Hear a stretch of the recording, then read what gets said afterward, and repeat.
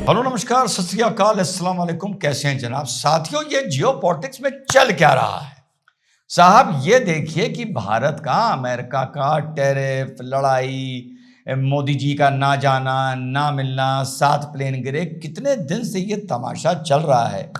साथ साथ में ये भी खबर आती रहती है कि भाई पीछे से ट्रेड टॉक भी चल रही है, बहुत अच्छी बात है।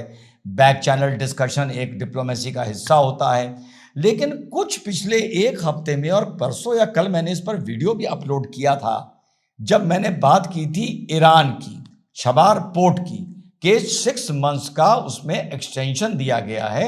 एक्सटेंशन का मतलब ये नहीं था, कुछ लोग ये गलत समझे कि भारत अमेरिका से कोई इजाजत लेता है या परमिशन लेता है। अमेरिका का ये कहना था, फिर से जरा और आसान शब्दों में समझा दूं, कि भैया तुम्हें ईरान के साथ काम करना है करो, ऑयल खरीदना है खरीदो, उनका पोर्ट बनाना है बनाओ, उनकी इकोनॉमिक तरक्की में हिस्सा देना है तो ये तुम्हारी मर्जी है। मैं तुम्हारे ऊपर सैंक्शन लगाऊंगा, बस मैं तुम्हें इतना बता रहा हूं। जिसकी डेट 30 अक्टूबर थी, अमेरिका ने कोई बैक चैनल अंडरस्टैंडिंग हुई, जिसको 6 महीने का वो एक्सटेंशन का जो टाइम पीरियड था उसको बढ़ा दिया है। तो ये कोई अमेरिका की परमिशन नहीं है जो भारत वहां पर काम करे या ना करे। क्लियर कर लीजिए अपने दिमाग में। ये एक तरफ चल रहा था। अब साहब कोलालंपुर में, ये भी बड़ी महत्वपूर्ण बात है, 12th एशियान नेशंस की डिफेंस मिनिस्टर्स की बैठक हो रही थी। वहां पे यूएसए के जो डिफेंस सेक्रेटरी हैं, वहां पे सेक्रेटरी पोस्ट को आप मिनिस्टर समझिए, तो वहां पर यूएसए के डिफेंस सेक्रेटरी भी आए हुए थे और यहां से हमारे डिफेंस मिनिस्टर राजनाथ सिंह भी गए हुए थे। खबर किसी को नहीं थी, लेकिन वहां पर एक 10 ईयर का, जिसको नाम दिया गया है framework for US India major defence partnership या पैक्ट, 10 साल का एक कॉम्प्रिहेंसिव फ्यूचरिस्टिक प्रोग्राम को लेते हुए कॉन्ट्रैक्ट साइन हो गया है। और दो सेक्रेटरी साहब ने भी और हमारे मंत्री जी ने भी अपने अपने हैंडल पर इसको वेरीफाई किया और इसको ट्वीट किया। अब ये है वही पुराना collaboration, technology transfer, coordination, joint exercises, joint naval exercises, और मुख्यतः इसका जो केंद्र बिंदु होगा वो होगा इंडो पैसिफिक। अब इंडो पैसिफिक किससे जाके नाम जुड़ता है? इंडो पैसिफिक का नाम जाके जुड़ता है क्वेड से। क्वेड का गठन किस लिए हुआ है? क्या इंटरेस्टिंग चीजें निकल के आ रही हैं या कंफ्यूजिंग चीजें निकल के आ रही हैं? क्वेड का गठन किस लिए हुआ है? वो चाइना का इन्फ्लुएंस इंडो पैसिफिक में रोकने के लिए या चेक एंड बैलेंस करने के लिए हुआ है। और ये जो 10 ईयर की पार्टनरशिप हुई है, इसका केंद्र बिंदु भी इंडो पैसिफिक बना है, यानी सामने चाइना है। अब इतने दिन से जो टैरिफ और ट्रेड वॉर चल रही थी, ये तो हो गया पार्ट 1। उसमें आप देख रहे थे चाइनीज एम्बेसडर के जो बयान आ रहे थे, चाइनीज लीडरशिप के जो बयान आ रहे थे, साथ में ये भी आ रहा था कि ये बहुत बुलिंग करने लगे हैं, इनकी बुलिंग हम सबको मिलके उससे काउंटर करना चाहिए। ये सब जो भी लोग अवेयर हैं, चाहे वो मेरा चैनल देखते हो या कोई और मीडिया, सोशल मीडिया देखते हो, उन सबको ये बात पता है। ये सब हम देख रहे थे। साथ ही साथ हमारा कोलालंपुर में डिफेंस डील की बात चल रही थी। उधर अमेरिका और चाइना की टैरिफ और ट्रेड की बिहाइंड द कर्टन बात चल रही थी। वो चीज सामने निकल कर आई है साउथ कोरिया में। साउथ कोरिया में डोनाल्ड ट्रंप और जिनपिंग मिलते हैं और अमेरिका 2 साल का कॉन्ट्रैक्ट मान के चल रहा था, रिक्वेस्ट कर रहा था, लेकिन फिलहाल चाइना ने 1 साल का कॉन्ट्रैक्ट किया है। इनकी भी आपस में बहुत सी चीजें अब सेटल होती प्रथम दृष्टिया नजर आ रही हैं। जैसे जो रिस्ट्रिक्शंस चाइना ने अपनी रेयर अर्थ के एक्सपोर्ट्स पर लगाए थे, आप लोगों को याद होगा कुछ दिन पहले चाइना ने इंडिया से भी कहा था कि हम आपको रेयर अर्थ देंगे, लेकिन आप गारंटी दीजिए कि वो अमेरिका के हाथ में नहीं पड़ेंगे।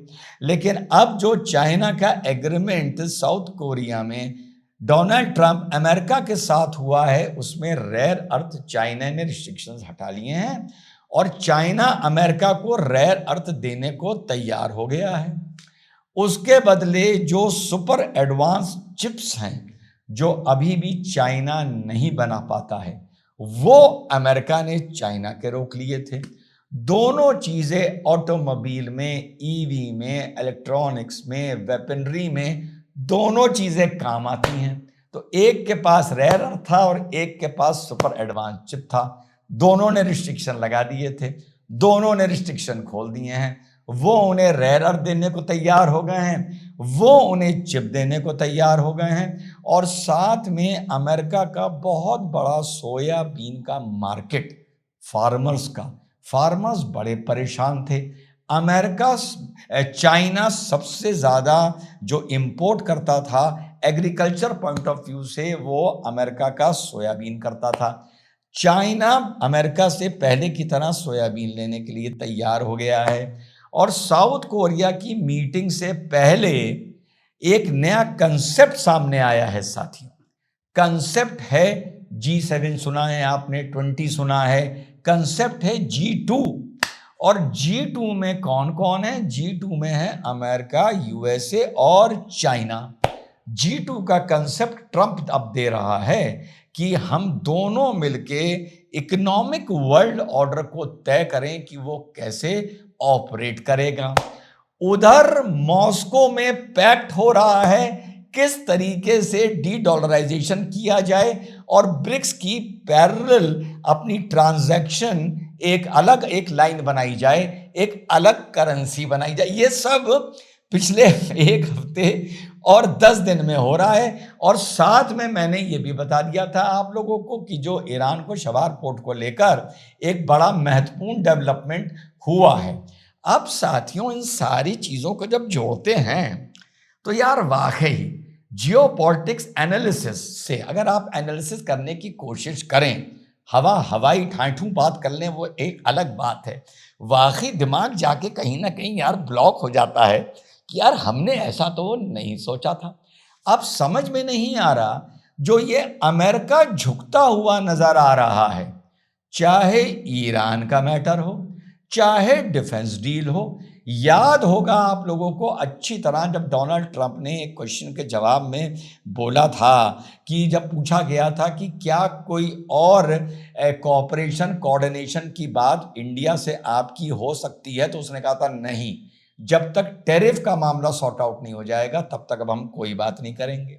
फिर ये कमबख्त डिफेंस डील कहाँ से आ गई? हाँ, एक बात और भूल गया, चाइना का 12% टैरिफ भी अमेरिका ने कम कर दिया है, यानी चाइना से जो चीज एक्सपोर्ट होके आएगी उसके लिए। तो जो अब ये अमेरिका धीरे धीरे नर्म पड़ रहा है, ये बस एक बात समझ में नहीं आ रही, अगर आप लोग बताएं क्या लगता है? ये एक जॉइंट एक्सरसाइज करी ब्रिक्स नेशंस ने, चाइना ने, इंडिया ने आपस में मिलकर। तो अब डोनाल्ड ट्रंप या अमेरिका इंडिविजुअली सबको धीरे धीरे रफू करता या सेट करता नजर आ रहा है। दूसरा पॉइंट ऑफ व्यू ये हो सकता है कि भैया चाइना और इंडिया सब मंच पर एक साथ थे, लेकिन अंदर अंदर डुगडुगी या अंदर अंदर जुगलबंदी सब अलग अलग तरीके से भिड़ा रहे थे। तीसरा पॉइंट ऑफ व्यू ये हो सकता है साथियों इसमें कि कहीं ऐसा तो नहीं कि फिर ये नरमी और सर्दी कर कर, इधर अलग झुककर उधर अलग झुककर, डोनाल्ड ट्रंप और अमेरिका को ये नजर आ गया कि चाइना, इंडिया, रशिया आपस में मिलकर आने वाले 5-10 साल में कोई बहुत बड़ी शक्ति ना बन जाएं, तो बेटर है कि अभी झुककर इनके साथ जो यूनिटी आपस में क्रिएट हो रही थी उसमें किसी तरह इस चीज को भेदो। ये 3 चीजों का मुझे कन्विक्शन के तौर पर, यकीन के तौर पर जवाब नहीं मिल पा रहा है। आई एम श्योर आप लोगों की इनसाइट से मुझे भी कुछ साथियों सीखने को मिलेगा, क्योंकि ये मैं कोई कंक्लूजन पर नहीं पहुंच रहा हूं, 3-4 ऑप्शन दे रहा हूं, लेकिन इतना तय है, नजर से जो आ रहा है वो ये आ रहा है कि ट्रंप ने झुकना शुरू कर दिया है। उसके पीछे छल है या मजबूरी है, ये वक्त बताएगा। मैं इस पर किसी कंक्लूजन पर नहीं पहुंच पा रहा हूं। जय हिंद, वंदे मातरम, खुदा हाफिज।